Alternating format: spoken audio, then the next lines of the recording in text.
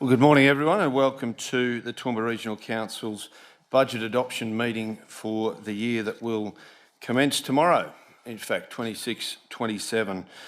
Can I just make an opening remark and thank councillors, each and every one of you, for the way in which we've worked through the last several months to put together today's budget, and thank you to our CEO Sal Petrosito and all the general managers indeed to get us to this point. I would also like to say that, as is an annual report, a reflection on a performance, a budget is a commitment to our community. And today we will commit to a commitment for the next 12 months. And each year a budget often has a theme attached to it. Last year's budget, you will recall, had a theme of strengthening our foundations. And during the deliberations of our budget process for this year, leading into next year, it's been quite clear as those conversations have commenced that if there was a cover headline for a book for this coming budget for 26-27, it would be simply a focus on today's priorities and tomorrow's opportunities. That's what the book cover would be. I would also like to make note that when we get to item number 5, councillors, which is proposed to be an open session, which it will be, we'll move through that process in the normal fashion as we have done in years past. I'll also spend about, and I'm mentioning this now in case everyone wanted to get a drink and be ready for it, I'll be speaking for about 14 minutes to outline the budget highlights and priorities, so that just as a pre-warning for those in the room and those watching online, to make yourselves comfortable when we get to item number 5. So, councillors, I begin the meeting by indeed welcoming everyone, those that are in the room and those that are watching online, and acknowledge everyone's attendance. I'd also like to acknowledge our CEO, Sal Petrosito, OAM and all council teams that are present with us, and again, that are also watching online. And I hazard to guess that the finance team would be particularly interested in today's meeting, and Marie, so acknowledge all your team as well. I'm sure they will be working while watching and listening as the meeting unfolds. Can I begin by acknowledging the Aboriginal parties whose songlines traverse these lands we meet on today, the Western Waka Waka, Guybil, Jarrawa and Bigabal peoples, and pay respects to their elders past, present and emerging, for they hold the knowledge, rich traditions and bold ambitions of Australia's First Peoples. And in doing that, we have quite a big week coming up with NAIDOC Week, and lots of activities that I know councillors will be present at as the week unfolds, including their annual function this Saturday evening as well. As far as item number 2 is concerned, everyone is present, and again I thank you all for your attendance. In regard to conflicts of interest, this is ordinary and general business of council, and therefore there will be no prescribed or declarable conflicts of interest. We move then to item number 3, councillors, which is the adoption of the 2026-27 operational plan, and I acknowledge David and Christina here today, and they're willing to answer any questions if there are questions in regard to the operational plan. David, I'll offer you the opportunity if you'd like to say some words before I open it to the floor, if you wish. Thank you, Mr Mayor. This report seeks Council's consideration and adoption of the proposed 2026-27 operational plan as shown in attachment 1. This coming financial year marks the 3rd year of implementation of the 2024-29 corporate plan. As councillors would be aware, it's a statutory requirement that Council has a 5-year corporate plan and an annual operational plan for each financial year. The proposed 26-27 operational plan follows the revised structure of the corporate plan, aligning specific actions and projects to corporate goals rather than organisational structure, which was previously the case. Feedback on this new format has been very positive, and it highlights that the operational plan is clearer, more concise and more readable, which is important from a community perspective. Development of the 2026-27 plan began in January of this year with the first meeting with Council in early February to discuss priorities and areas of focus for the coming year.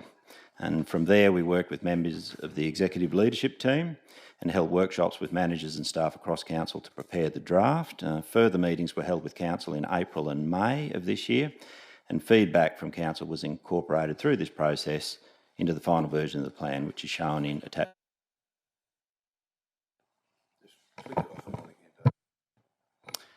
I draw Council's attention to the recommendation of the report, which is that the proposed 26-27 operational plan, as shown in attachment 1, be adopted. Thank you, Mr Mayor. Thanks very much, Dave Quinlan. Christina, thank you for your efforts. Councillor Carroll, happy to move? Okay. Moved by Councillor Carroll. Do I have a seconder? Seconded by Councillor Melissa Taylor. Any need to go into debate? If not, I'll put the motion. Those in favour?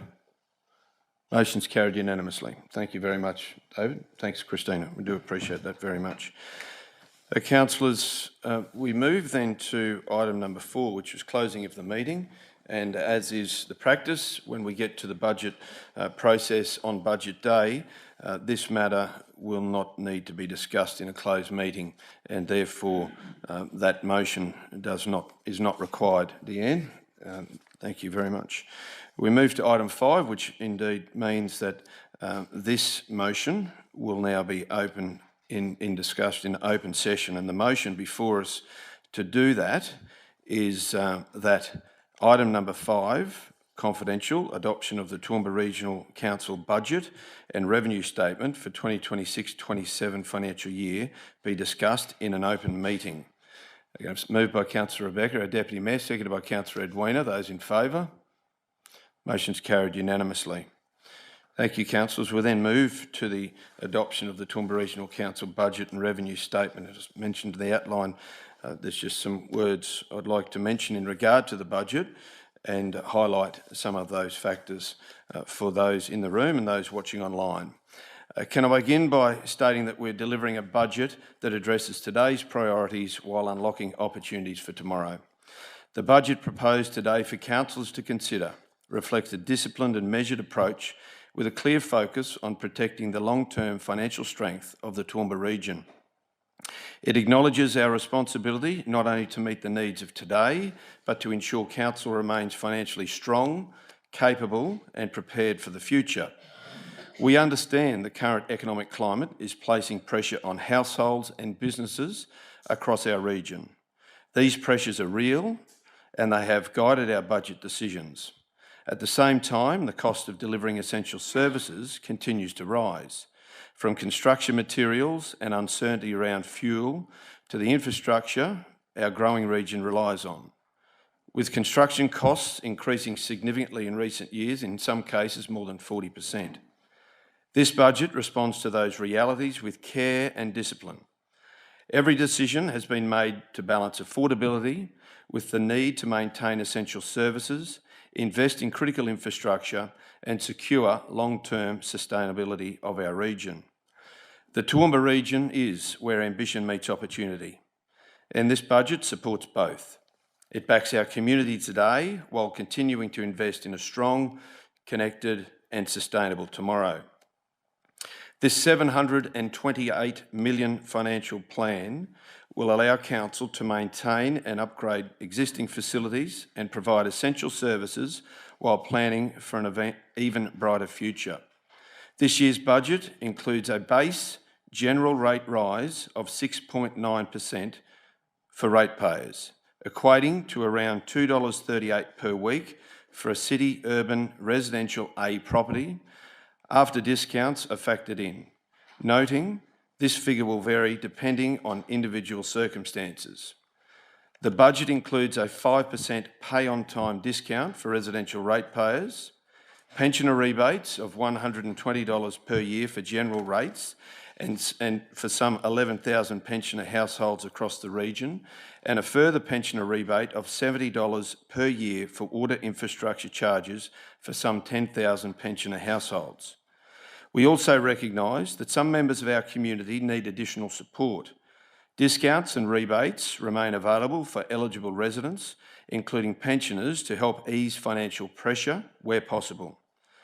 We are now in the third year of a 5-year price path for water utility charges, with an increase of 6.49% for those connected to the bulk water supply and 9.27% for non-bulk water supply users. In the budget, residents can expect to see an ongoing commitment to improving water security throughout the Toowoomba region. With initial creek crossings and access roads upgraded and detailed design nearing completion, Construction is expected to begin soon on the Crestbrook Dam Safety Improvement Project. Council has indeed allocated $81.4 million in this year's budget to continue this project, which will raise the dam wall and widen the ungated spillway to improve flood resilience and water security. Work will also continue on the Perseverance raw water main renewal. This project involves replacing pipes along the 28-kilometre route from the Peachy reservoirs to the Mount Kynoch water treatment plant to increase capacity.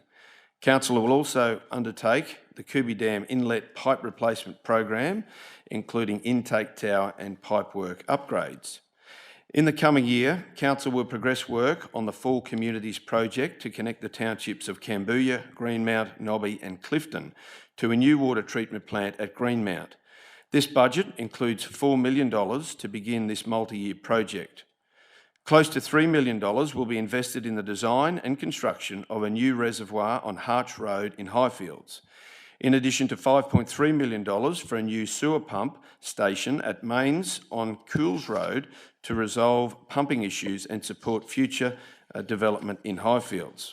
Council will also upgrade the Glenvale Reservoir water main, Pittsworth water supply infrastructure and the Yarraman water treatment plant, while continuing work on a region-wide water main renewal program.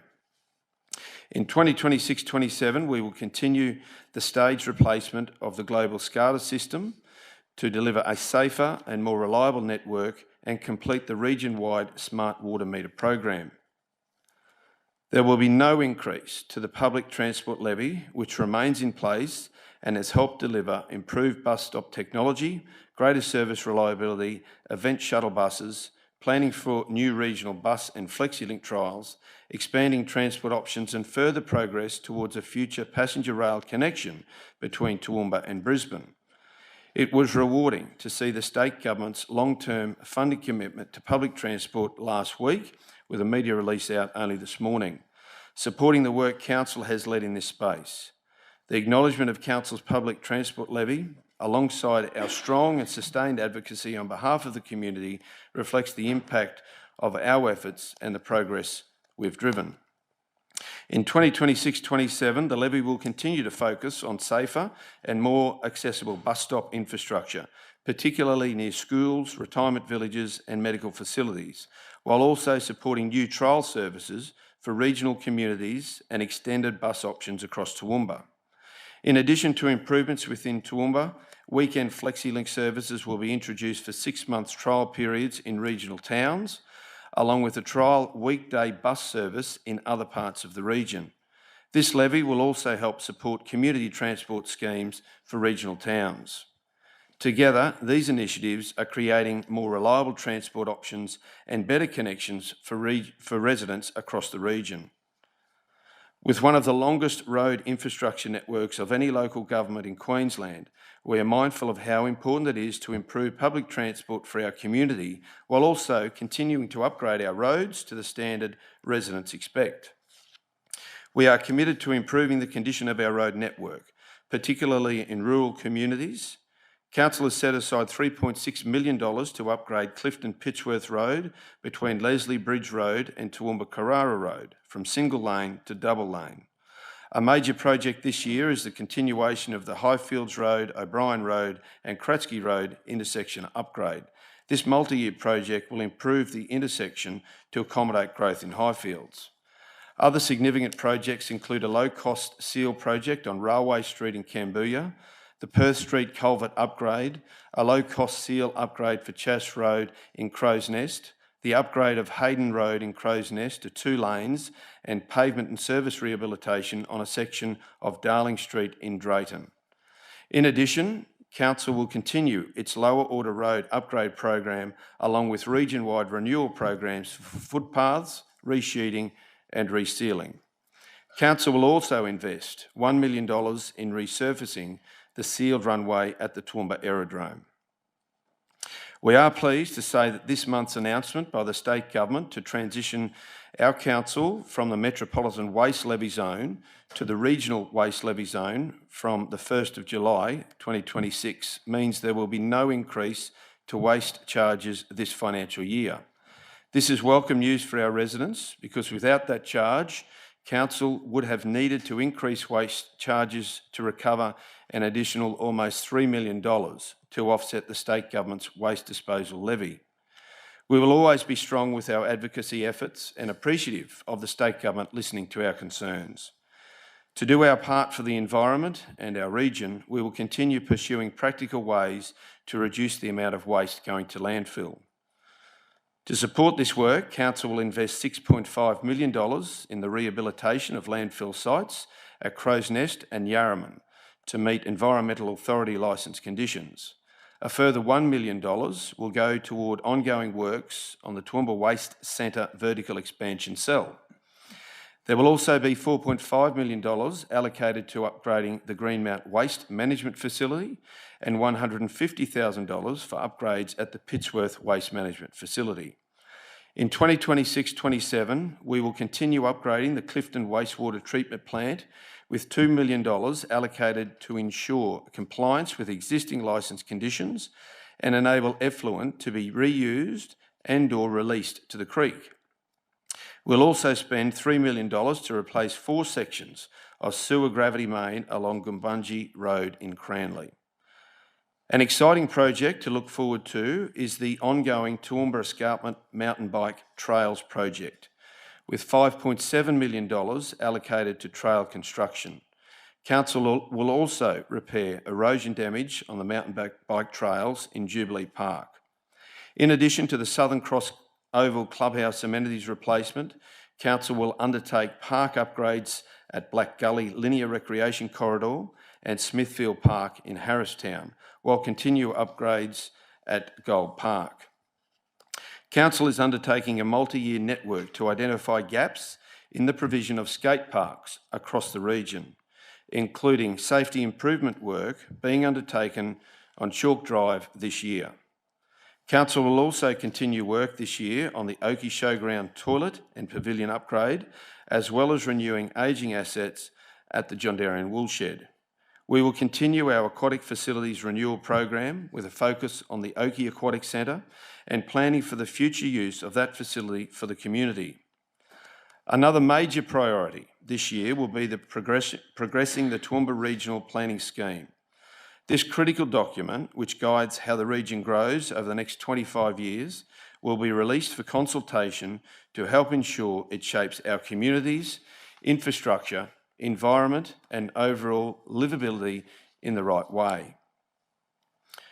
Let me be clear, increasing rates is not a decision councillors take lightly. However, like households and businesses, Council must respond to significant increases in unavoidable costs, including electricity, fuel, insurance and materials, if we are to maintain service delivery and continue investing in the infrastructure our community relies on. Importantly, this budget continues Council's investment in roads, water, waste and community facilities, the essential building blocks of a livable, connected and growing region. These are investments that support our residents today while also preparing our region for the future. The budget reflects the priorities outlined in Council's operational and corporate plans. Our $492 million operational and $236 million capital works program will deliver essential services and infrastructure to support our growing communities across the Toowoomba region while delivering a modest surplus. This will help us to sustain services, meet ongoing infrastructure needs and build resilience in uncertain times. In the coming year, the major areas of capital expenditure will include $9.06 million for community services and facilities, $18.7 million for parks and recreation, $17.6 million for business operations, $40.89 million for roads, drainage, footpaths and bikeways, $14.94 million for waste services, $12.5 million for waste water, $40.98 million for water more generally, and $81.4 million for Crestbrook Dam Safety Improvement Project. So at the commencement of today's meeting, I spoke about a budget telling a story, and perhaps the most visual summary for Toowoomba Regional Council is the long-term financial forecast, which is an attachment to page 5 of your papers. over the next 10 years. The 10-year forecast tells the story of a growing region, a region that needs to maintain sustained population and employment growth while maintaining our enviable lifestyle. It also tells the story that our council, like other growing councils, will be reliant on financial support from state and federal governments to provide the infrastructure to support this growth. Strong partnerships with state and federal government will continue to see Toowoomba region as a solution to the east and a service to our west. This budget is the product of a coordinated effort across the organisation, and I acknowledge all councillors for their efforts and discussions and deliberations to get to this point. Also acknowledge the work of Council CEO, Mr Sal Petrosito, OM, and the executive leadership team, and all the staff in preparing a budget that balances financial responsibility with community need. Their efforts ensure we continue to deliver efficient, high-quality services despite the pressures we face. Over the next 12 months, Council will continue to work hard alongside our community to strengthen our foundations, continue the journey of reform and improvements, measures which have assisted to ensuring we adopt a budget for 2026-27 that focuses on today's priorities and tomorrow's opportunities. Thank you. 14.2 minutes. Appreciate that. So, councillors, we now move to the motions, of which there are 18 to vote on. The first of which is the adoption of the budget and revenue statement for 2026-27 financial year. And we have those up on the screen, which is before us there. Deanne, have you got the motion there? Motion 1. The council adopt the following. I don't propose to read out all of those informations. You'll get all of those as we go through it. So, councillors, do I have someone happy to move motion 1, which is the adoption of the budget and revenue statement for 26-27? Moved by Councillor Tim, seconded by Councillor Carol Taylor. Those in favour? Motion's carried unanimously. Thank you, councillors. We move to item number 2, which is the differential general rate for 26-27. And the council adopts the following. In summary, it is the differential general rates for 26-27. Have someone move the differential rates? Moved by Councillor Tim. Have a seconder? Councillor Bill. A question? We've got to move. I'll have a seconder first, and happy to go to a question. Have a seconder for that motion? Seconded by Councillor Gary. It's now on the table. Moved by Councillor Tim, seconded by Councillor Gary. Councillor Bill, question?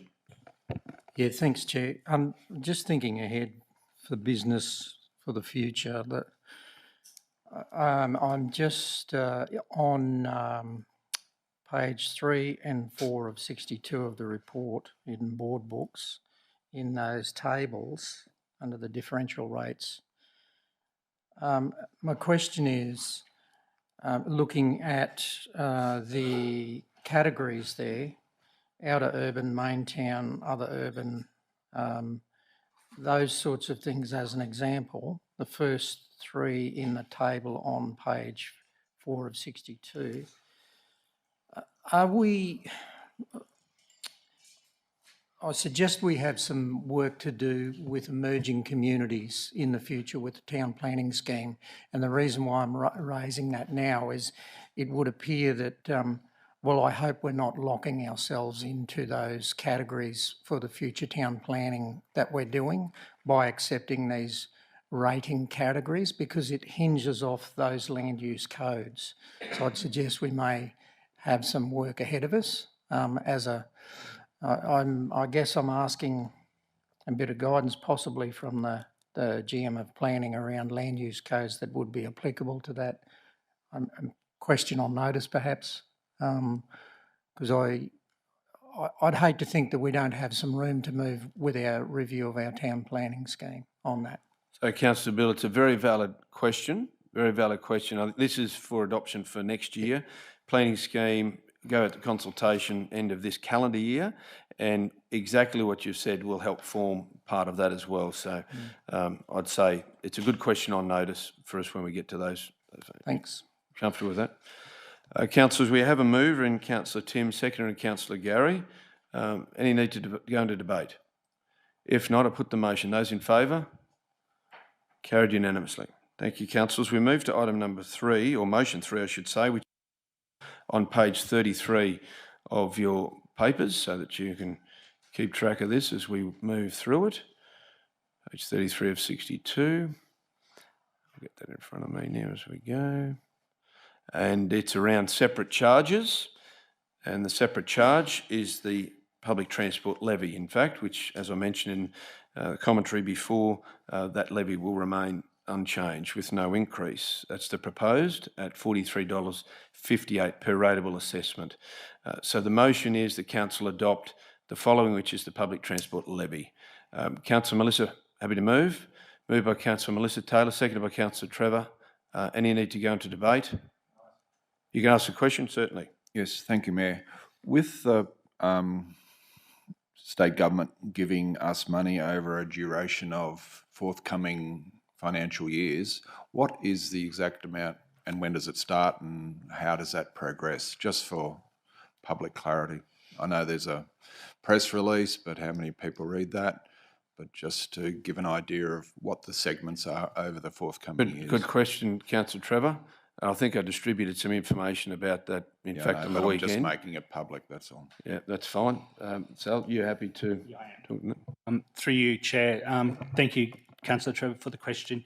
In total, the state will contribute $24 million over 5 years, with the first tranche of that actually starting next financial year. And the reason for that is that there's actually a lead-up period in relation to the acquisition of buses and stuff like that, so that's when that will come into.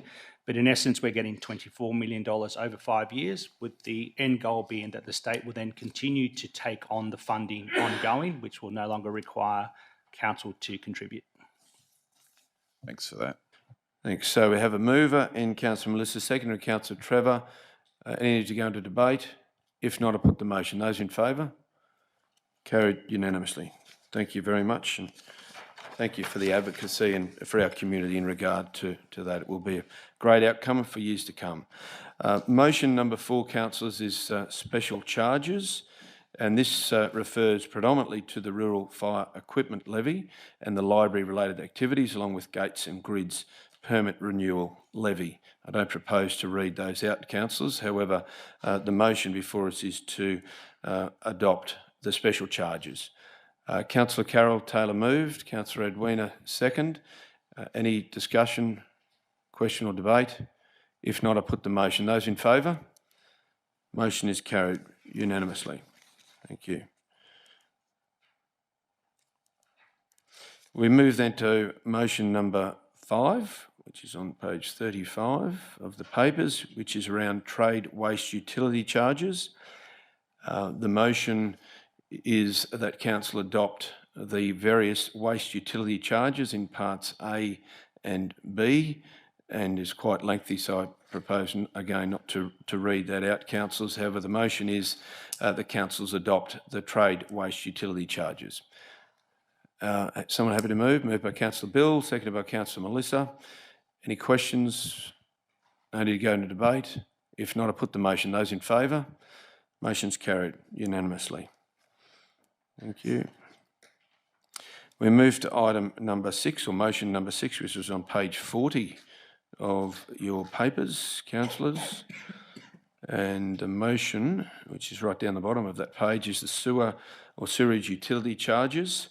The council adopt the following charges, which are listed over the subsequent 4 pages. The motion before us is that council adopt the sewerage utility charges. Have someone happy to move? Moved by Councillor Bill. Seconder, Councillor Gary. Those in favour? Motion's carried unanimously. We move to item number 7, motion number 7 on page 44. Page 44, which is the waste utility charges, which is item number 7. Again, it's listed on 6 pages following that. The motion is to adopt the waste utility charges. Someone happy to move? Move for Councillor Tim, seconded by Councillor Gary. Any questions or debate required? Councillor Edwina. Thank you, Chair. Question or is a A question, please. question? Okay. Thank you, Chair. I just note, and this is more for those at home listening, we have a flat rate and charge per annum per household, regardless of bin size. So if you have a really small little 140 litre bin or a 240 litre bin, you still pay the same rates regardless.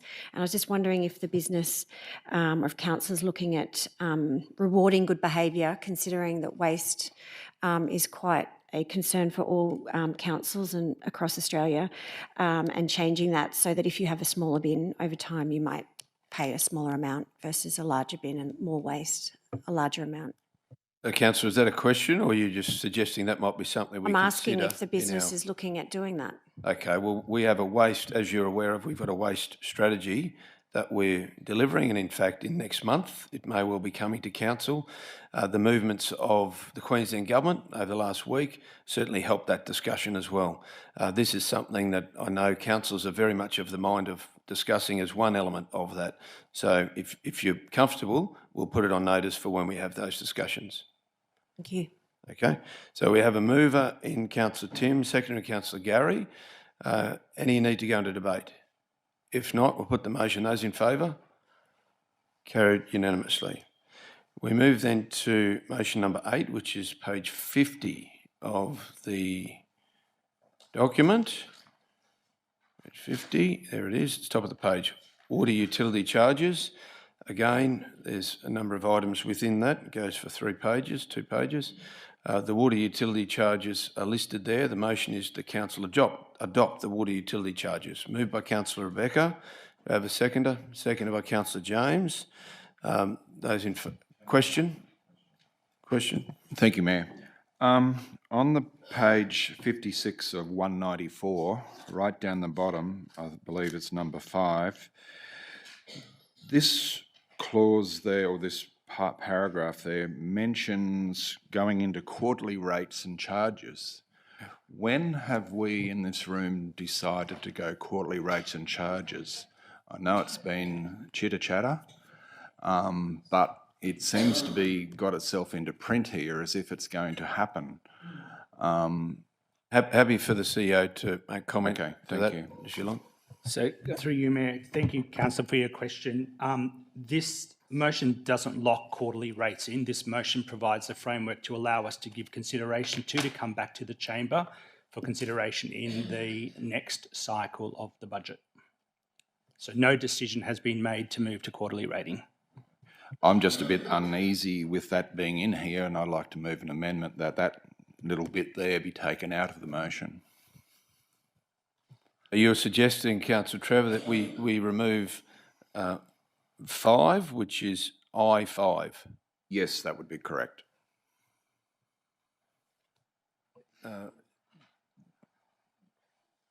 From a structural perspective, I just want to double check whether it makes a difference or not. Can I just deal with this one first, please? Councillor Trevor.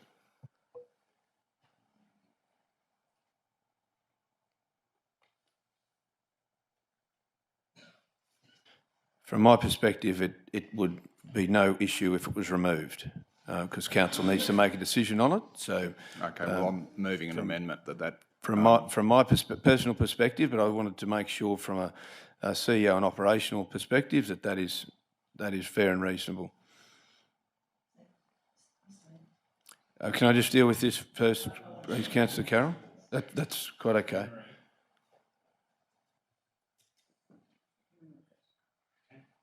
Okay. So, Councillor Trevor, your amendment is to move that item. From a perspective of the mover and the seconder, which was Councillor Rebecca and Councillor James, do you have any objections to removing that as an amendment? Chair, just through you, I couldn't hear the General Manager of Finance's response. Could you just use the microphone there, please, Anne-Marie? So, good morning, councillors. So you're asking to confirm if we can remove section 5 from that. So I'm just having a read Section of it I5 here. Yeah. And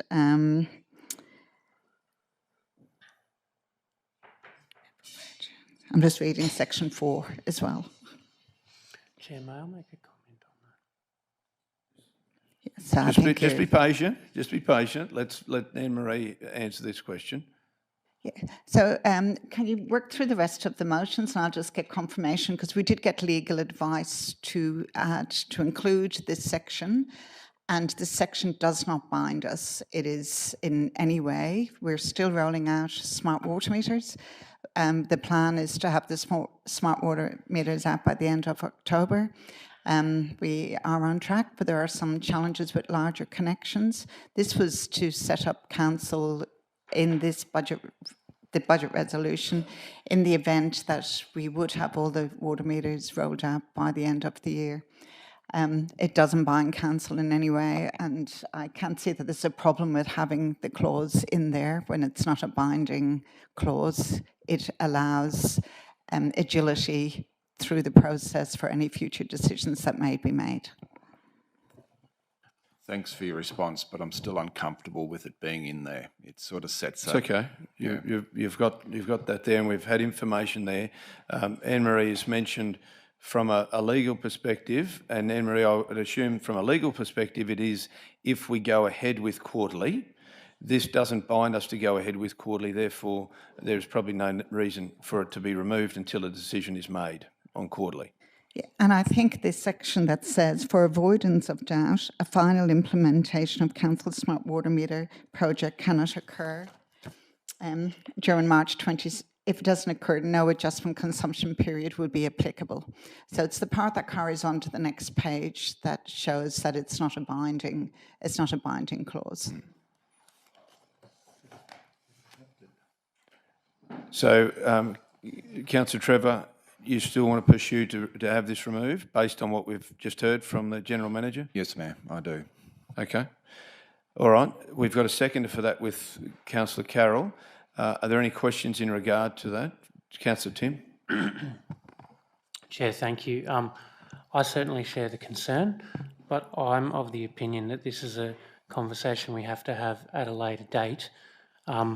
My issue is that we've already signed off on attachment 3, which was the revenue statement, and if Deanne would be so kind to go to attachment 3, the very, very last sentences of said attachment 3, it actually outlines in there an intention by council to do the same thing, which we've already signed off on. So the very end, down the bottom, there we are, council intends to introduce quarterly weights. So my conversations with the CEO around that were that we are not bound by that for next year, and it will come to this chamber for proper consideration. So nothing in this binds us to that, but we've already signed off on this, and you're asking to take it out of the next one.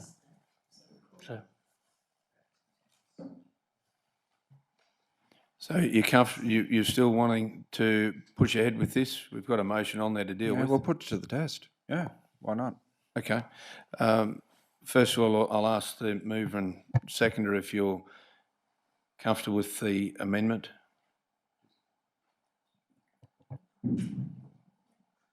Sorry, Mayor. Am I comfortable with the amendment? Well, there is a mover and a seconder for the amendment in any case. I actually am comfortable with the original motion, Mayor. Thank you. Okay, so we'll go to the motion, the vote of the amendment. This is for the amendment, which is the removal of I5. You're going to do the first one first. I beg your pardon?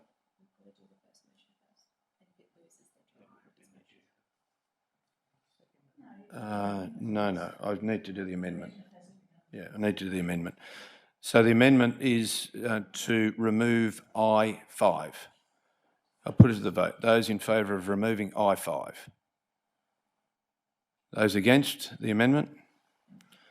Amendment's lost. We move back to the original motion, which is moved by Councillor Rebecca, seconded by Councillor James. I'll put the motion to the vote. Those in favour? Motion's carried unanimously. Thank you. We move then to motion number 9, councillors, which is page 57 or something. There it is. Attachment 3, last page. Which is motion number 9, which is the discount, and the motion which is listed there, A, B and C, The motion is that council adopt the following discounts, which I did mention earlier as well. We're up to motion number 9, and the motion before us is that council adopt the discount policy. Someone moved by Councillor Tim, seconded by Councillor Edwina. Those in favour? Motion's carried. We move to motion number 10, which is page 58, which is around interest.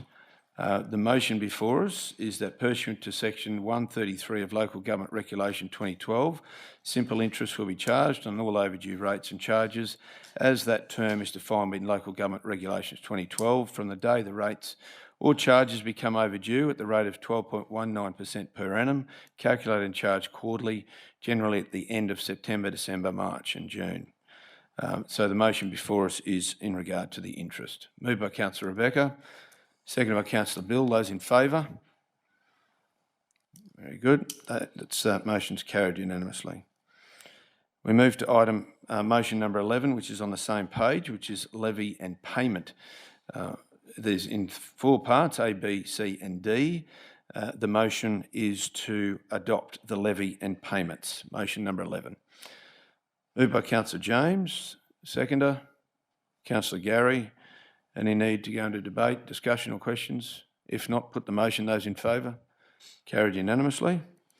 We move to item number 12, motion 12, which is on the next page, rates and concessions, which talks about, as mentioned previously, general rate pension concession for the entire region and water infrastructure charge pensioner concession for the entire region. So the motion is that council adopt the rates concession. Moved by Councillor Kerry, seconded by Councillor Melissa. Those in favour? Motion's carried.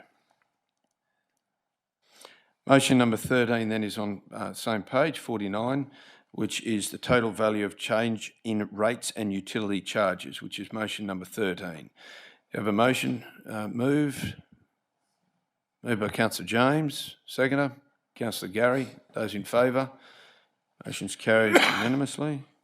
We move to motion 14, which is statement of estimated financial position, which is listed in attachment 1. So pursuant to section 205 of Local Government Regulation, council receives and note the estimated statement of financial operations and financial position of the council in respect to the 25-26 financial year, including the budget financial statements. The motion, therefore, is that council adopt the statement of estimated financial position. Have a mover, moved by Councillor Melissa, seconder. Councillor James. Those in favour? Motion's carried unanimously. Item number 15 is the debt policy. The council adopt pursuant to section 192 of Local Government Act Regulation 2012, the debt policy. Mover? Moved by Councillor Edwina. Seconder, Councillor Bill. Those in favour? Motion's carried unanimously. Item number 16 is the procurement policy, which is the council adopt pursuant to section 198 of Local Government Regulation 2012, the procurement policy attachment 9. Moved by Councillor Rebecca, seconded Councillor Kerry. Those in favour? Motion's carried unanimously. Item number 17, financial sustainability strategy 26-27. Council adopt the financial sustainability strategy, which is attachment 10. Have a mover, moved by Councillor Tim, seconder Councillor Carroll. Those in favour? Motion's carried unanimously. Item number 18, it's the last one actually, application of Code of Competitive Conduct to business activities of council, and those activities are listed below. So the motion is that pursuant to subsection 7 of section 47 of the Local Government Act 2009 for the 26-27 financial year, council apply the Code of Competitive Conduct for those listed items, which include water and wastewater, waste services, fleet and logistics services, other roads, private works, building certification, Highfields Cultural Centre, cemeteries, aerodromes, laboratory services. Moved by Councillor Rebecca, seconded by Councillor Trevor. All those in favour? Motion's carried unanimously. Councillors, that does conclude our motions for today. Again, as I started today, can I again thank all councillors for their efforts over the last several months to get us to this point, and thank you very much to CEO Sal, our finance team, and indeed all general managers and staff right across the council. We do appreciate your efforts and look forward to delivering on the 26-27 budget over the coming 12 months. Thank you and good morning.